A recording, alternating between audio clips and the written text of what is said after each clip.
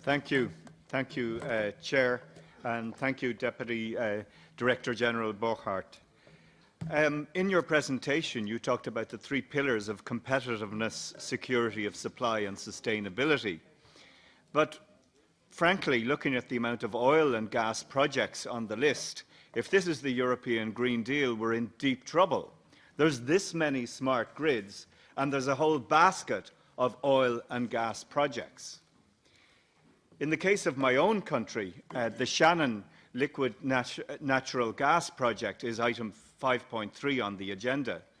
And the plan there is to import filthy fracked US gas into the EU and to flood the EU with filthy fracked gas, which is 44% higher in its carbon footprint than other substances. So this is going in the wrong direction. And my question to you, Mr. Borchardt, who can remove that project from the list?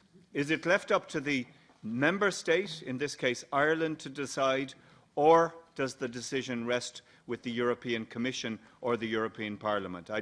I'd be interested in your answer to that, and I also would be interested in knowing whether there's been an assessment of the carbon footprint of these projects. Thank you. There was the question of the Shannon. Thank you for that. Indeed, that is it's a good example where our problems lay today. Also for the Commission. Because you have to understand that the PCI process in the first place is in the hand, as I said, it's bottom-up, of member states, of what they want to have, and then it goes to regional groups, etc. So we are, as a Commission, when it comes to us, we have to follow some clear rules. We cannot keep a project on the list if one member state opposes it. And we have had these cases this time. On the other hand, if there is no opposition and we are doing a cost-benefit analysis and it shows a positive social welfare ratio, then we are at this moment in time obliged to take it.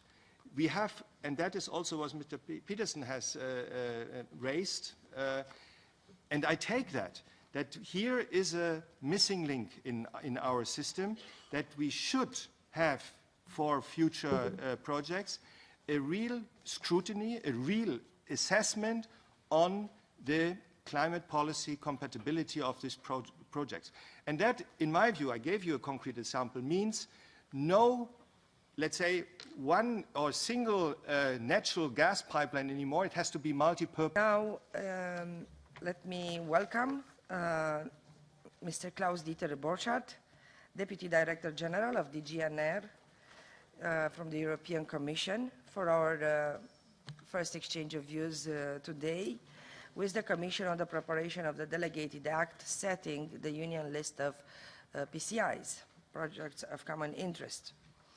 I remind that the projects of common interest are key cross-border infrastructure projects that link the energy systems of the EU countries.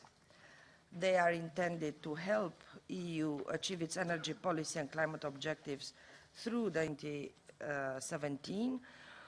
And now we have invited the Commission to present the state of play of the upcoming Delegated Act setting the fourth Union list of PCIs. Regarding the procedure, I remind that once the Commission adopts the Delegated Act, it will be submitted to the Parliament and Council for scrutiny. Parliament will have then 2 months to oppose the list, with the possibility to ask for an extension of an extra 2 months in case it's needed. And then the Delegated Act will only enter into force after the scrutiny period is finalized. So now, why is there such a keen interest to get on this PCI list? And there are mainly 3 reasons for that. The first is that our regulation, the 10E regulation, foresees that a PCI has to undergo an accelerated permit granting procedure, and it is said that the whole permit granting, all permits, by the way, should go through a one-stop shop, have to be delivered within 3.5 years. The second is that PCIs are under a special regulatory framework, which also facilitates the implementation. For instance, we also have the prerequisite that the hosting countries, at least 2 member states, they have to agree on such an infrastructure project, which already takes away all the risk that there are some political implications that could hamper the development of a project. That is already cleared through the PCI process. And then, last but not least, and for the developers, of course, the most important one, is the EU financial assistance. And here we have a direct connection between the PCI and the Connecting Europe facility, because we can only accept a project for funding under the Connecting Europe facility if it has previously been taken on the list for PCI. And also to discuss what you have claimed, rightly so, where is the sustainability or climate impact assessment? Unfortunately, we are not doing it.